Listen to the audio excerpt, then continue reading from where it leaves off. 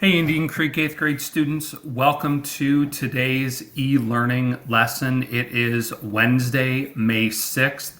I hope everyone is having a great morning so far. I hope you had a great day yesterday, Cinco de Mayo. And let's just jump into our daily updates. So yesterday we had 41 out of 51 students who submitted the ELA attendance form.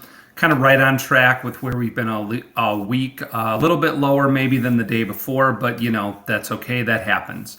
And then we are up to 41 out of 51 students who have submitted their decades project form. That's good. Obviously not quite exactly where we'd like it to be. I'd much rather it be 51 out of 51. But this will probably be the last day I include this, just because we are getting to the point where we're getting about halfway into what had been determined to be your quote unquote research time. And if you haven't chosen your decade yet, you're really kind of falling behind and need to make sure that you get that chosen and then get to work on your project. And I'm hoping that the 10 people who haven't submitted the form are just those who saw it, chose their decade, got working, and didn't take the time to actually submit their form. So, it happens. I understand. That's fine. And then if you are still wondering, we had the 2000s overtake the lead. I'm guessing that the couple of people who submitted yesterday both went for the 2000s. But still, the 2000s and the 90s are the two most common choices, followed by the 2010s, the 80s, and then only 7% of the people going with the 70s. So hopefully one or two of the people who haven't submitted that form are going with the 70s, just because, there's a lot that happened in that decade. I mean, there's a lot that happened in any of these decades. But that was the review from yesterday. And today's plan is we will go over our Google form. We will review the allegory chart characters from Animal Farm. We're done with those. Your allegory chart should be completely filled out. So if you're done with it and after you're finished watching this today, you can go ahead and submit that so you can get credit for it. We will preview chapter 10 of Animal Farm, last chapter of the story, which is your assignment in language arts today. There is an optional Kahoot review running for vocab unit 11. And then again, we will just briefly review the decades project for social studies. But that's old news. All of you know that that's the plan pretty much for the rest of the year in terms of what to do with your social studies time.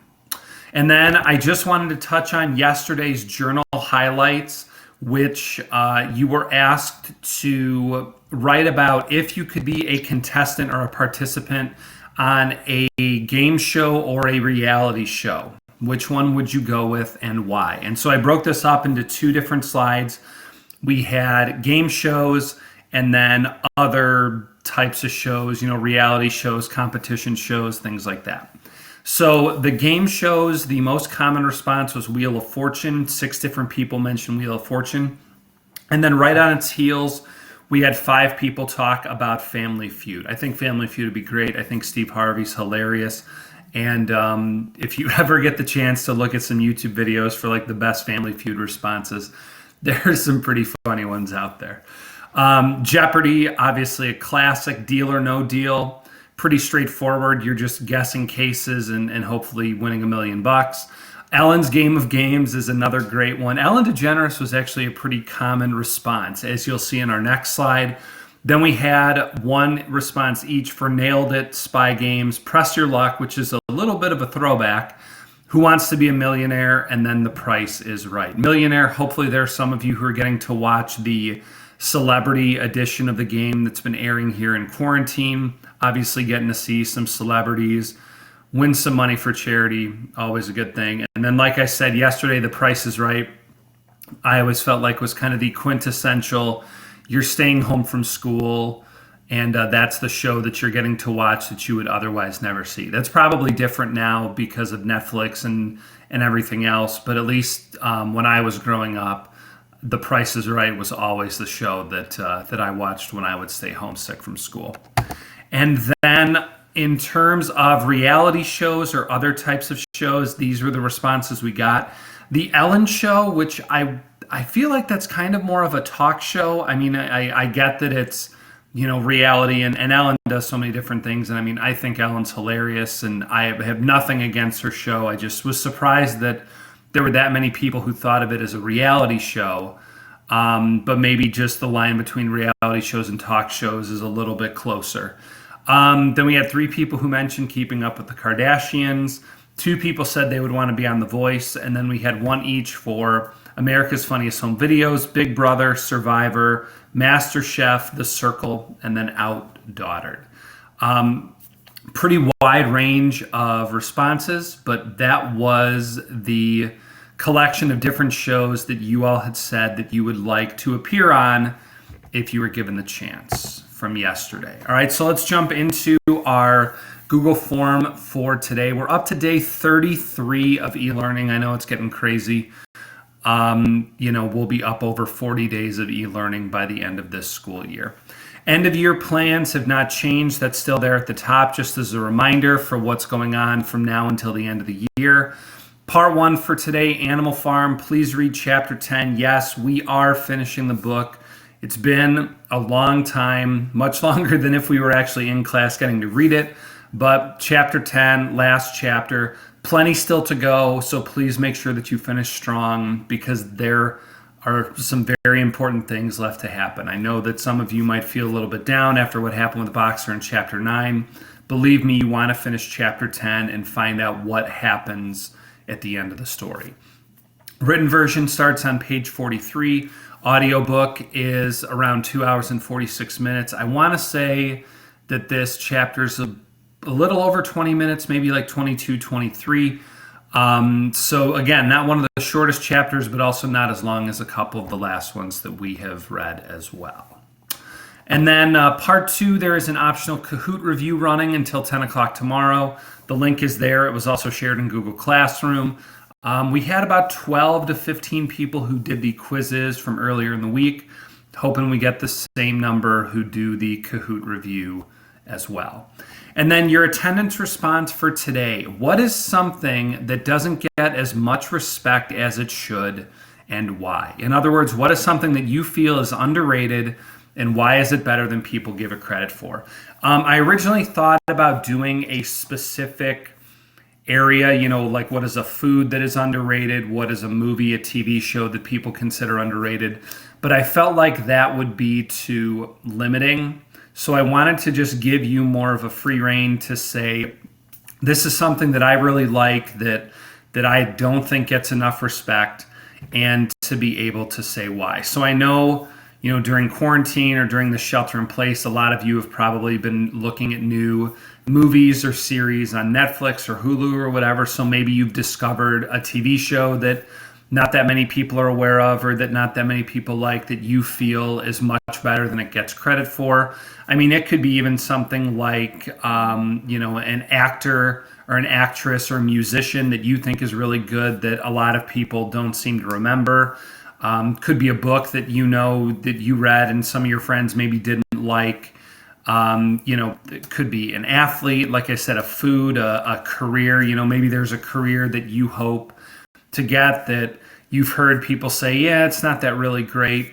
And just why do you think that it's better than what it gets credit for? So, I mean, obviously there are some things that you can't really write about on this if they're not underrated. I'm trying to think, like you can't really say like the Marvel movies are underrated because so many people go to see them and so many people talk about them. Now you could, if there was one of the Marvel movies that maybe doesn't get talked about as much, you could talk about that. But just, in general, you want to make sure that you're picking something that's underrated and not just something that you like, if that makes sense. All right, so that is the writing response for today on the Google form. And so now let's jump over to the allegory chart. You had 3 characters to complete yesterday to finish off the allegory chart. So I'll pause here for a second, give you a chance to open yours up for the few of you who are following along live, but even those of you who are watching afterwards, just so that you're ready to follow along on your own allegory chart. So after reading chapter 9, the three characters you were asked to fill in your allegory chart for were Benjamin, the sheep, and Moses. So Benjamin, we will start with him.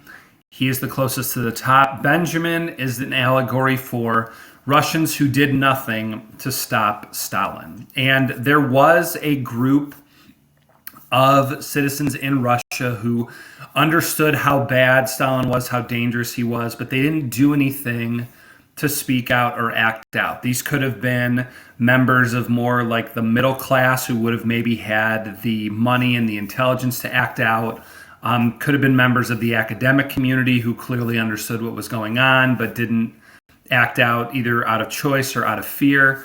And this is very similar to Benjamin in the story, because throughout the story it's talked about that he's smart, he can clearly read, he's always seeming to understand what is going on even when other characters don't, and yet he never actually goes out of his way to try and help the other animals, help them understand what he knows. One example I can think of is at the end of, I believe it's chapter 8, where the animals hear a crash and they come across Squealer on the ground with a paintbrush in his hand, and later realize that another one of the commandments has been changed. And there's a line about Benjamin seeming to nod his head like he knows what's going on, but he never actually comes out and says to the other animals, this is what's going on. And he just kind of refuses to act. He's kind of like the old grouch of the farm. And unfortunately, this leads to Benjamin having to struggle just like all the other animals, and ultimately watch his only friend Boxer be taken to his death. So it's like Benjamin eventually chooses to say something, but he waits far too long. Then if we come down here, the next two are right next to each other on the allegory chart. Moses represents organized religion. I'm sure a lot of you knew that when you first came across Moses, because he's always talking about this place called Sugar Candy Mountain. It's the paradise up in the sky where animals go after they die. Obviously, this is representing heaven. And also, Moses was very close to Mr. Jones. He's a special pet. And so he flees when Mr. Jones is chased off of the farm. And in Russia during this time, before this time, the church and Tsar Nicholas were very close. And then once Tsar Nicholas was overthrown, there was kind of this little falling out between the Russian Orthodox Church and the government. But then once Stalin came into power, he allowed the church to continue on because he knew that religious belief would help keep people from speaking out, acting out against the government, because there's that whole sense of you want to be a good person, you want to make sure you get into heaven, you don't want to do anything too bad in your life that could jeopardize your chances for a good afterlife. And this is just like how in chapter 9 it talks about the pigs allowing Moses to stay on the farm once he returns, because they know the other animals are going to listen to his stories about Sugar Candy Mountain. They're going to be intrigued, and this will help keep them from ever speaking or acting out against Napoleon. So even though the pigs don't agree with Moses' stories, they let him stay because they know that his stories do ultimately help out their cause. And then finally, the sheep. By process of elimination, you could have figured, but it's also a pretty obvious one. They represent Russians who were fooled into following Stalin. So there were a lot of Russian people, especially those who were not as educated, who just blindly followed Stalin, mostly because of the propaganda and the messages that were spread by the Russian press. This is just like the sheep in the story who just basically spend the whole story repeating the line, 4 legs good, 2 legs bad. And they do this especially at moments that benefit Napoleon, Squealer, and the other pigs. It's just like they blindly just go on and on and on. There's a reason that Orwell chose sheep, because sheep are just blind followers of their shepherd. And in this case, the shepherd is the pigs, and really specifically Napoleon and Squealer. And so they represent these Russians who were just fooled into thinking Stalin was a good leader. Again, because of the messages of the press and of propaganda, which, if you remember, are represented by Squealer. So that's it for the allegory chart. Your chart should be completely filled out. If it's not, I mean, obviously we've gone over every box here on these streams. I couldn't tell you exactly which characters are in which stream, but if you go back through Google Classroom, you'd be able to figure out which days to watch in case you need any more help. But now that you're done with this, you can go ahead and submit it into Google Classroom and you'll get credit for completing it. Just please make sure that it is fully completed. Otherwise, you can't get credit for it. So then, as I said before, today's assignment for language arts is to read chapter 10. And so for our preview, a couple of things to look out for as you're finishing the story. How do the pigs continue to change life on the farm as time goes on? Because I'll tell you, chapter 10 kind of fast forwards a little bit into the future. There are a lot more changes that occur. So just what are these changes? How else can the pigs figure out ways to make their lives better while making the lives of other animals worse? And then at the end of the story, ask yourself, what differences do you see between the beginning and the end? And there's a moment or an event at the end of the story that kind of brings everything full circle, and we'll talk about that in one of the final assignments. But really, it's this idea of revolution. If you think about our word roots, a revolution means one complete turn, which means that in theory, you would end exactly where you started. And so because of the final scene, the final image, do you think that the animals at the end of this story are any better or worse off than they were at the beginning? What similarities can you see? What differences can you see? Because it's like we saw, once the animals took over, lives got so much better, and then it seems like we've had this kind of gradual decline, getting closer to how life was originally, or in some cases, you might even argue worse. But at the end of every story, obviously, it's important to think back to the beginning. How have things changed? And so that's something to keep in mind while you're reading chapter 10. All right, and then obviously on our stream tomorrow, I will be going over chapter 10. We'll talk about some of the symbolism, the final changes, and get ready for the final couple of assignments that we'll do early next week. All right. And then the optional assignment today for language arts is on Kahoot. It's a review of vocab unit 11. So again, if you need to review your word roots before you take it, remember 80% is the goal that we're going for. The link was shared in both the Google form and in Google Classroom. But if you go to Kahoot, your pin is there if you want to play that as well. And as always, just please make sure that you're choosing a player name so that I know who you are, so that you can get credit for it once you've got that 80%. All right. And then, so one final reminder about our 8th grade promotion survey. Today is the last day that they're looking to get your responses in. So again, just up to you.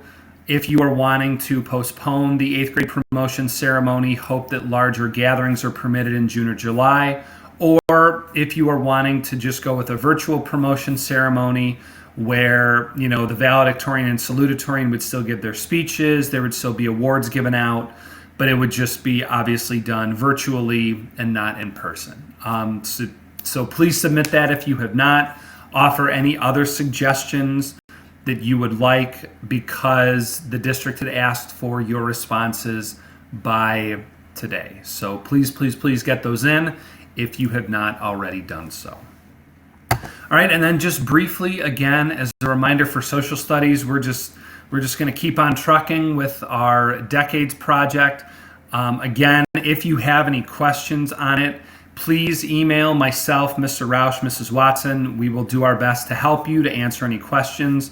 I've had a handful of students who have asked me for help already or for feedback. I'm always happy to hear from everyone. So please don't hesitate if you have any other questions or ideas or concerns moving forward. All right. But yeah, other than that, that's all I have for you today. I hope that that everyone is having a good day so far. I hope that you're able to get outside a little bit, enjoy some of this.